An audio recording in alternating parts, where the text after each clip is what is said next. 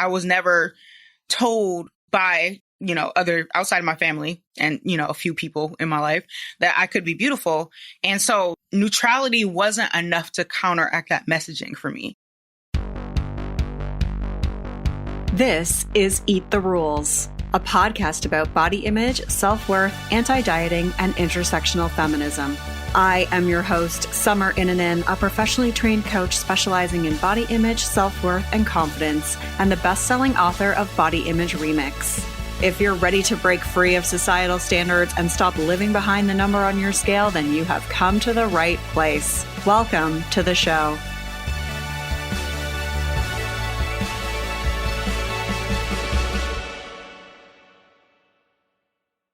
This episode of Eat the Rules is brought to you by You on Fire. You on Fire is the online group coaching program that I run that gives you a step-by-step way of building up your self-worth beyond your appearance. With personalized coaching from me, incredible community support, and lifetime access to the program so that you can get free from body shame and live life on your own terms. Get details on what's included and sign up for the next cycle at summerinanen.com/you on fire. I'd love to have you in that group. This is episode 289, and I'm joined by Tiffany Ima, who is also a body image coach, and you may know her from her Instagram page at Tiffany Ima. She is here sharing her story of how she developed exercise bulimia as well as bulimia and what helped her to overcome these conditions. We also talk about why body neutrality isn't enough for her and how she's learned to celebrate and embrace her body. We talk about the importance of using self-expression to heal and so much more. You can find the links mentioned at summerinanen.com/289. I want to give a shout out to Pammy D44 who left this review. This podcast is fantastic. Summer is so enlightening and refreshing, and listening has helped me really understand the pervasive diet culture and how to truly appreciate and love my body and make peace with my relationship with food and eating. Thank you so much. I'm so glad this show has been helpful for you. If it's been helpful for you, listener, you can leave a review by going to Apple Podcasts, search for Eat the Rules, click ratings and reviews, and click to leave a review. You can also subscribe to the show via whatever platform you use. That helps people to find the information you're learning here. It's a free way for you to support the show and keep it on the air. You can grab the free 10-day body confidence makeover at summerinanen.com/freebies with 10 steps to take right now to feel better in your body. And if you are a provider or a professional who works with people who also have body image struggles, get the free body image coaching roadmap at summerinanen.com/roadmap. I have been following Tiffany for years. I am absolutely honored to have her on the show, sharing her story and talking about her approach to body acceptance and going beyond body neutrality. Let's get started with the show. Hi, Tiffany. Welcome to the show. I'm so happy to finally have you on here. Oh my gosh, Summer, I'm so excited. We've been talking about doing this for like over a year, I think. I feel like it's been at least a couple of years for sure.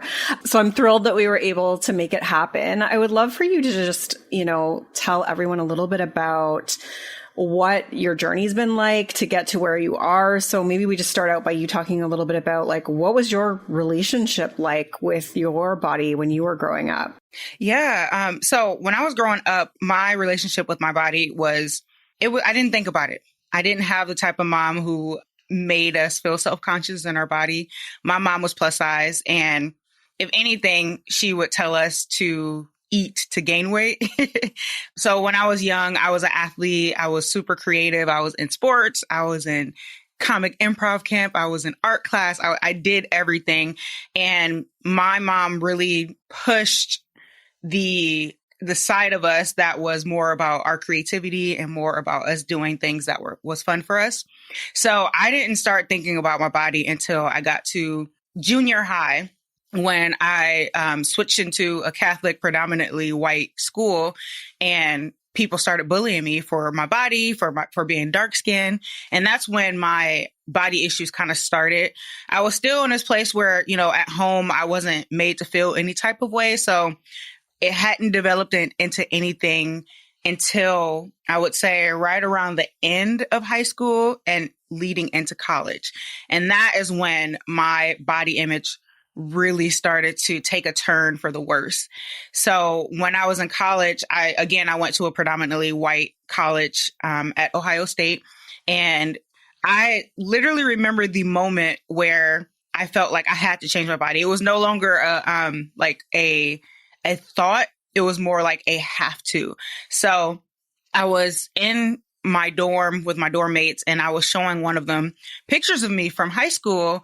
And I think I was talking about like how being in college made me break out. And she flipped the conversation to my body and started telling me how much weight I gained since I got to college.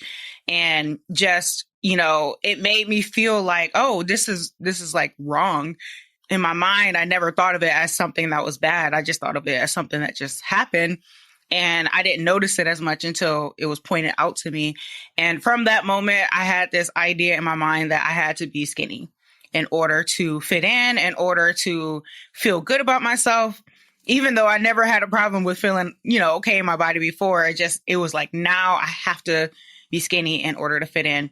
And so from there, I moved into exercise bulimia, where I would go to the gym and my purge would be exercising for hours. I would literally be in the gym as much as I could outside of class and outside of doing schoolwork. There were even times where I skipped class to go to the gym because I felt like I ate too much the day before. So during this time, it was like I was becoming more and more disconnected with myself, with my body, and moving into this place where everything I did was about getting approval and about people looking at me and saying, oh, she's, the fit Black girl and she's skinny. And it was like me trying to fight against all the stereotypes that were associated with dark-skinned Black women. And I felt like I needed to be pressing towards this really arbitrary mark where I wanted to lose as much weight as possible. And it was, there was no real destination. I guess, I wanted to be below a size 2. That was my destination. And it's just like, thinking about it now, I'm just like, that's so arbitrary. And like nothing about me or my mind changes going from a size 2 to a size 6 to a size 8. It doesn't change who I am as a person, but I felt like it did. I felt like my identity was wrapped in what my body looked like and what other people thought of my body. And it was just a fight pretty much throughout my entire college career. And, the exercise bulimia eventually developed into full bulimia, where I would binge and purge. And, the binge is just, the way that I describe it is this feeling of it's just out of control. There's overeating, which is conscious, like on Thanksgiving, where you like, oh, I'm getting this second plate because we don't get Thanksgiving food that often. And then the binge is like something that just takes over your whole body. And, when I would come down from that, it's almost like a stupor you go into. When I would come down from it, I would feel so much shame, and I would be like, okay, now I have to make up for this. This was bad. I have to make up for this. And so I would purge, or I would go to the gym and exercise. And that lasted pretty much through college. And then about 5 years after college, where I was just struggling with this eating disorder. And, I was really embarrassed because I'm like, people would always say, oh yeah, Black people don't get eating disorders. We would never have eating disorders. And this is something that like even my close friends would say, and they didn't know I was struggling with bulimia, but I felt like I didn't have a safe space to even talk about it. And I wasn't in a community that encouraged therapy. So I was just like, in my mind, I was like, I think around 2015-ish, I was like, I can't live like this. Like, I can't continue to live like this. And so with sheer grits and will, I was like, I'm about to heal. I'm not about to, purge anymore. And I just kind of took on my recovery by myself, which I always tell my people, do not do this. Like, it took me way too long to heal. I think 2015 might not be the number. I think it was around 2013 or 14 where I was really starting to admit that I had an eating disorder to myself and start to think like, what can I do to get out of this? And so 2015 was when I really was like, okay, now this is for real. Like, I can't do this. And instead of going to therapy, I bought textbooks. I studied the therapy methods, and I tried to, figure out how to do it myself, which, obviously, like, people, it's going to take me a long time to do that. So, but I spent the next like year and a half really just kind of studying methods to heal my eating disorder on my own. So I didn't have to say anything to anyone. And, it worked for me because of how I am as a person. I always tell my people I'm an education whore. So I will literally study anything, and like I will figure anything out. But it didn't need to take, I think in total, 3.5, almost 4 years for me to heal my eating disorder. It didn't need to be that. So around 2018 was when I was actually like fully recovered. I wasn't engaging in eating disorder behaviors, but I still had the diet culture mentality. Like, I still felt like, being smaller was better. And between 2017 and 2018, that's when I started to get really heavy into fitness, into lifting. And it was mostly focused on, relieving depression symptoms and for my mental health. But I still had my identity wrapped in being a fit Black girl. And that in that time, like, social media was really popular, the booty guides, like, growing your booty. And that was something that I like really dove into. So when I first started out lifting, it was about mental health, but it kind of quickly blossomed into this whole aesthetic, like, get gains, grow your butt mentality, because I hadn't deprogrammed my mind yet from diet culture. So it was very, very easy to kind of fall back into it. So I call that my partial recovery phase, where I was like, I don't have an eating disorder actively anymore, but I'm still kind of entrenched in diet culture. And then I think mid 2018 to 2019, I had a follower comment on one of my posts. They were like, I can't follow influencers like you because I can't grow my butt. And I was like, my first thought was like, of course you can. You just need to do X, Y, Z. You need to eat X, Y, Z. And that's just, of course, right? Exactly. Like, look at me. You just need to do what I'm doing. Lo and behold, I'm someone who's always built muscle easily. Like, it's never, my body changes really easily in both directions. I have my set point range is like 20 pounds. And I didn't really struggle to lose weight until I was trying to be a 00. Like, when I was trying to be tiny, but like, my body pretty much, it moves weight pretty easily. And so in my mind, I was like, well, if my body can do this, everyone's body can do this. And it's just not true. Like, and once that comment was made to me, because I've always been passionate about helping people be inspired to be themselves. Even when I was struggling with my own identity, I still wanted to inspire people. And that was my presence online, which by the way, I started out as a style blogger in 2012, and my recovery is kind of what moved me away from the style side of my presence. But anyway, once she made this comment, I was like, well, damn, I don't want to make people feel bad about their bodies. And I didn't want to be the person telling people that they needed to change themselves. And I was like, okay, I need to look at what I'm doing, what I'm talking about, and figure out how to do this better and how I wanted to show up online, where I was actually helping people versus like, making them feel a certain type of way about themselves. And so that's when I went back to my education horror phase. And that's how I found the anti-diet community around mid 2018. And I was just like, floored. I had never heard this ideology before.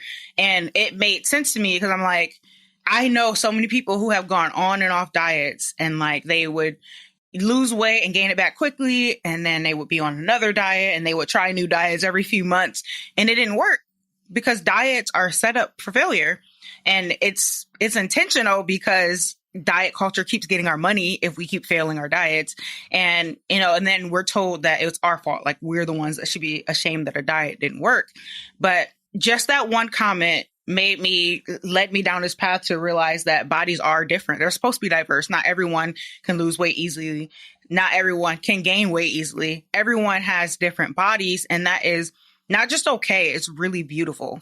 So that's what led me to the path that I am today as a body image coach, and really helping people to be at home in their bodies, whether they like the way they look or not. And so that's my story in a nutshell. I could talk about my story for 2 hours, but yeah, but it's such a good story. And I have so many questions coming out of it. And, yeah, I mean, I can relate to a lot of it. Like, obviously we have a different identity.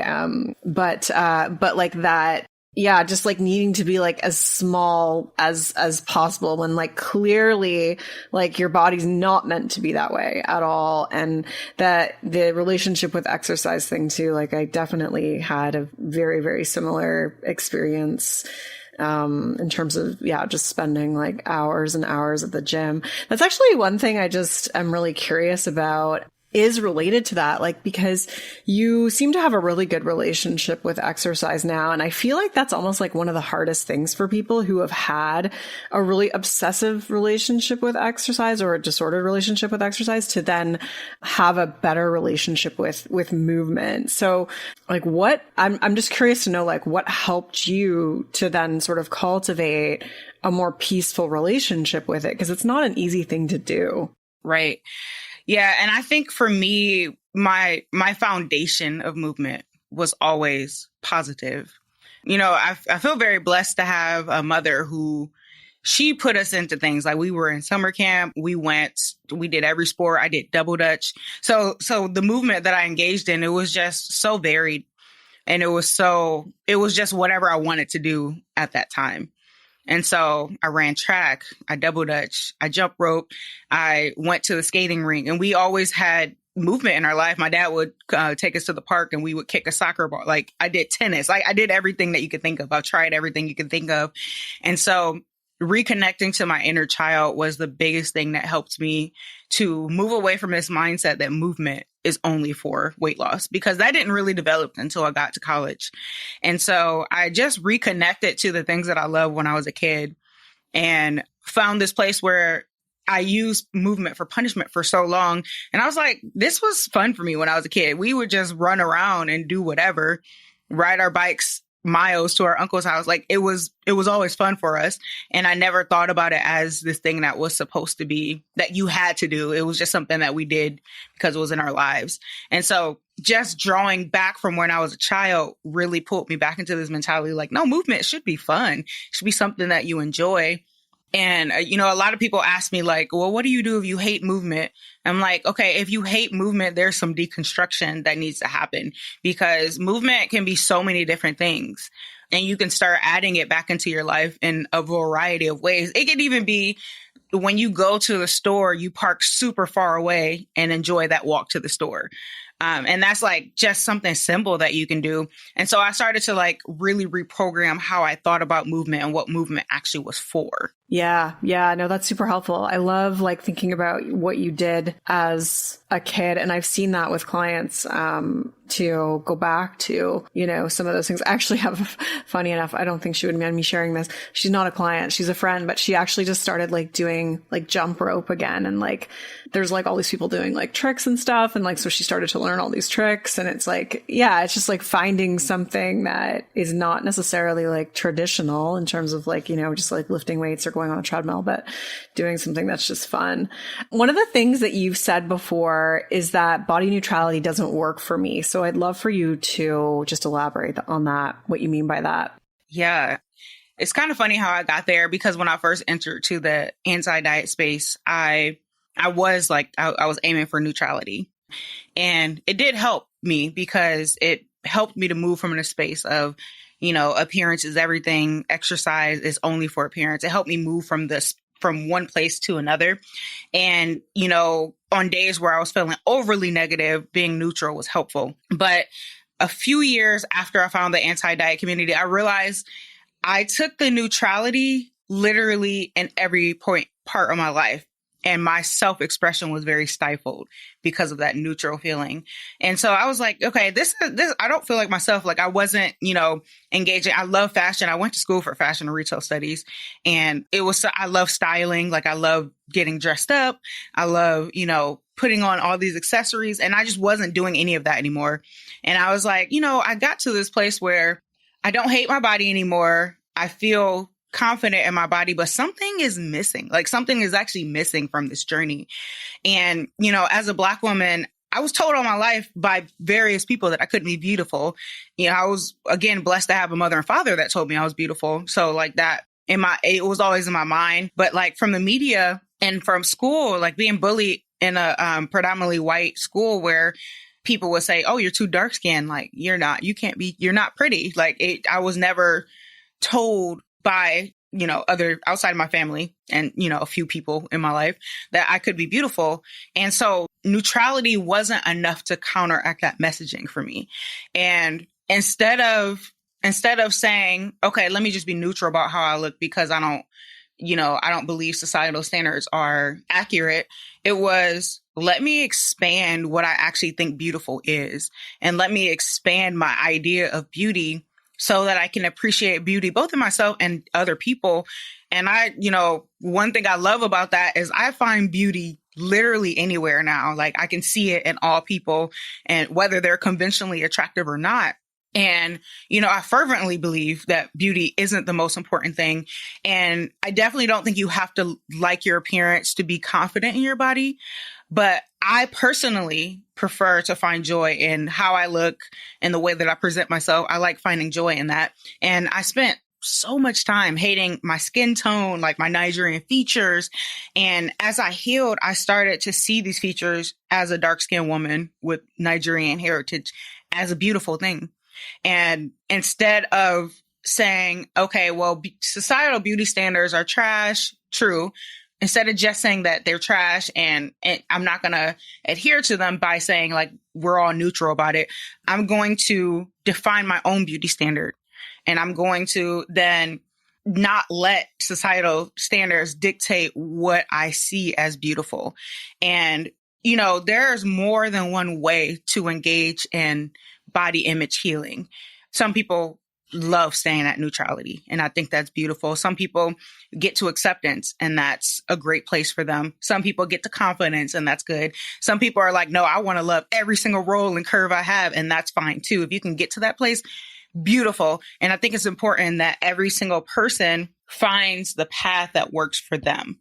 Yeah, 100%. I love that.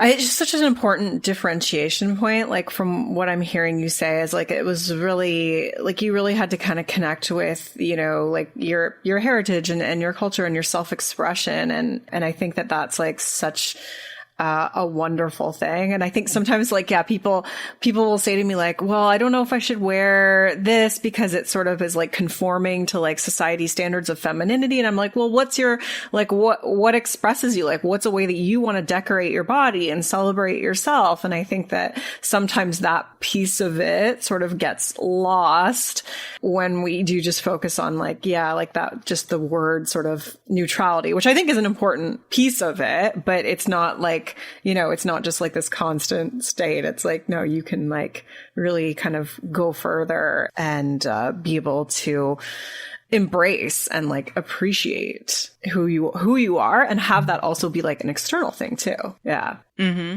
Exactly. Yep. And, for me, like self-expression, this definitely, hadn't connected this until we started talking today, but this definitely goes back to what my mom taught me as a child. She was adamant about our creative expression and getting us into activities. And, like I said earlier, I literally did everything. I didn't know how my mom would find these camps. Like, how did she find comic improv camp and put me in it? Like, I love it. And so like, I was just always exposed to all these different areas of artistic expression. And I lost a lot of that, especially in the years where I was like spending time counting calories and just like spending any time I had outside of work or school in the gym. And I just lost this creative side of myself. And even when I was creating things, it wasn't coming from this authentic place because I was so focused on what other people thought about me and what other people thought about my body and what I was doing. And it really, I just had to reclaim my own self and my body autonomy and say, no, like this is who I am. And, like you were mentioning, we can get to this place where we're healing our body image. And then the mindset of, well, what if people say that this is wrong can still linger. And so instead of saying, oh, are people going to think I'm small enough? It's, are people going to think I don't love myself because I like to wear lacy skirts or like I like putting makeup on? And those are still valid forms of expression. The key is that whatever you're doing, it's because you genuinely love it and you genuinely like to take a part of it. One thing I did, because makeup for me, it was something where it was like, I'm trying to cover myself. I don't like my features. I'm really ugly without makeup. Like that was my thought. And so one piece of my healing journey is I went like a year without wearing any makeup at all. But then I was able to engage in makeup again in a fun way later, because I was like, oh, no, like I actually do like putting makeup on. Don't need to do it every day. I definitely have more days where my face is completely bare and natural than I wear makeup. But I don't feel like I need to have makeup anymore. And so, I learned to make it a part of my expression without needing to adopt it as a part of my identity as, this is how I'm beautiful. I'm only beautiful if I'm wearing makeup. You don't have to do that. And you can always find, a happy medium, even if it's something that happens to align with what traditional standards say about beauty. Yeah, I love that. So I wanted to talk to you about the process that you take clients through, because I know that like self-expression piece is part of it, or is that what you call it? I can't remember. But so what is like how do you sort of see when you're working with people? Like what are the parts of the process that you tend to focus on that might help people who are listening sort of think about it in a different way? Yeah. So my framework is called the Body Peace Plan. And it's really about finding this space where you break free from body shame, not so just so that you can proclaim how much you love your body, but so that you can then go and live with more joy and more freedom. And it has three pieces. The first one is to cultivate compassion. Self-compassion is very, very important when you're talking about body image, because you're already getting from the world to be hard on yourself. And so you have to learn how to rewire that and be compassionate with yourself. The second piece is connecting with your body. Through the years of diet culture and the messaging that you get, you become very disconnected with yourself. And there's a lack of trust with your body. And that translates to pretty much every area of your life. Like you don't trust almost even your mind anymore. And so, reclaiming who you are and learning to trust your body is so important. And then the piece that makes my framework so unique is the last part, which is celebrate self-expression. And you get to this place where you have learned to heal your body image, and you've learned to get to this place where you are like, I don't hate my body anymore. But self-expression is the way that you really are in tune with who you are as a person and allows you to show up unapologetically yourself. And, I specifically talk to creative women, multi-passionate creative women who just have this desire to put out artistic expression. And for me and my journey, I lost the sense of artistic expression as I was battling with my body. And I want to encourage other women to be able to create with more joy and freedom. And that's where that self-expression piece really ties in, because when you open yourself up and you start to learn to trust your body, the things that can come out of your mind, it's just so beautiful. You'll be sitting there and you're like, wow, I can't believe I thought of that. Like, that's so profound. And you get to a place where you're not afraid to claim that and be like, I'm kind of a creative genius. And because we get stifled so much, and we get told, especially as a woman, we're told so much that to shrink, don't take up too much space. Don't be too loud. Don't be too different. And that is literally what makes us so unique and so beautiful, not just the way that we look, but just like the inside and the way that we engage with the world and the way that we see ourselves. And it also affects the way that you see other people. And so that self-expression piece is, for me, what was missing in my journey. And I think for a lot of people, especially if you're a neurodivergent, multi-passionate creative like I am, that piece is going to be extremely important. Mm-hmm. Yeah, just, I mean, exactly what you said. Like when you're constantly thinking about your body, when you're constantly thinking about food and exercise, like it is all consuming and it's completely stifling, as you said. And it is amazing when you reclaim that time and energy and space back, like what, you're like, oh, wow, like I have space for these other interests, or I have courage to do these things. And yeah, I mean, I've actually worked with a couple of artists over the years and seen that, like they were afraid to put their work in the world. They didn't have time and space to even do their art. And then they were able to reclaim that. So I do think it is so important. And I love that you are, able to help those people. How does being neurodivergent sort of intersect with that? Because I know you just sort of threw that in there. So, but for someone like myself who is neurotypical, mostly, I think, I don't even know, probably somewhere a little bit off that, but, like, how does that intersect with that? Just out of curiosity. So this has been an interesting year for me because I just got diagnosed with ADHD this year. And prior to that, I was just always like, man, something is wrong with my brain. Like, why can I do XYZ? Why am I unable to focus on XYZ?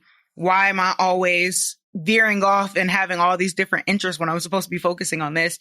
And I realized after my diagnosis, everything like kind of clicked into place. I was like, this makes so much sense. And I realized that like I need multiple outlets of expression. And it was something that it made me not trust myself, but it wasn't my fault. It was because of the neurotypical world saying this is what you need to do X, Y, Z. But it just didn't work for my brain the way that my brain is set up.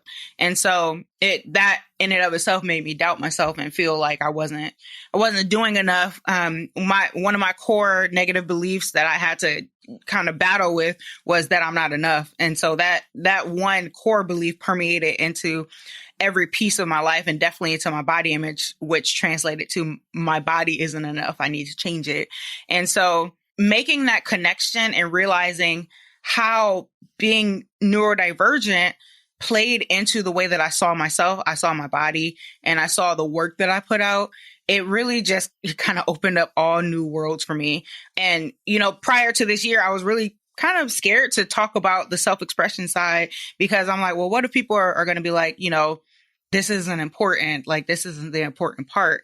And I was, after my diagnosis and realizing how important that actually is for me and for people like me, I was like, no, this is, we're talking about this. Like, this is going into what I teach. And that's what I'm most passionate about because I want people to be as much themselves as possible and to be as unapologetic in themselves as they possibly can. And the reason for that is not so that people can just be like, hi, I'm here taking up space. It's so that they can be like, listen, whatever the world is saying, like I hear it, but I'm resilient now because I know who I am and I know how I want to express myself. So they don't have to be swayed by that. It's very easy to be when it's creative people. We are very, we can be sensitive and we're really hard on ourselves already. And then to add the societal standards on top of that, like that just completely makes us so bogged down by the weight of what we're being taught to believe and to think and to do. And moving away from that is really important for me as someone with ADHD, because I'm like, I'm never going to show up in the world as, with the societal standards in any way, shape or form. So I may as well just go and turn around and embrace who I am so that I can be free and live with joy. I love that. On that note, we'll wrap it up here. Where can people find more of you, Tiffany? My main place is Instagram. So Tiffany Ima on Instagram, and my website is tiffanyima.com.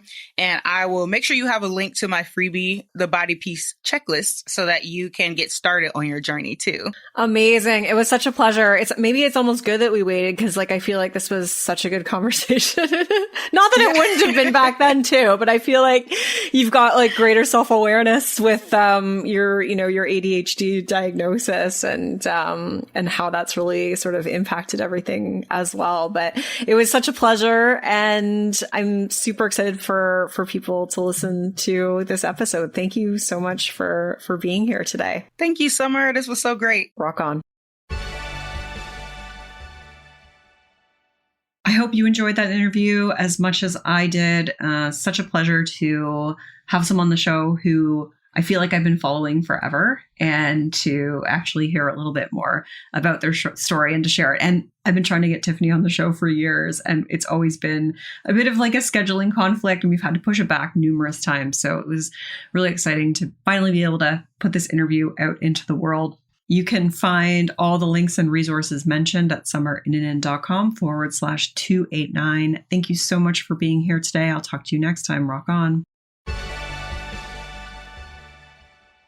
I'm Summer Inanen, and I want to thank you for listening today. You can follow me on Instagram and Facebook at Summer Inanen. And if you haven't yet, go to Apple Podcasts, search Eat the Rules, and subscribe, rate, and review this show. I would be so grateful. Until next time, rock on.